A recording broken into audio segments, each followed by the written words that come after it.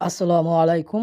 আলহামদুলিল্লাহ, আপনাদের দোয়া ও ভালোবাসায় আমি আমার দোকানের কাজ শুরু করে দিছি। অ্যাক্সিডেন্ট করছি, 5 বছর হয়ে গেছে, এখনও কিছু করতে পারি নাই। অবশেষে দোকান দিয়ে আমি কিছু করতে চাচ্ছি। দোকানের কাজ প্রায় অর্ধেক হয়ে গেছে। অনেক কষ্টে দোকানের অর্ধেক কাজ করছি, আর দোকানের বাকি কাজও করতে চাচ্ছি।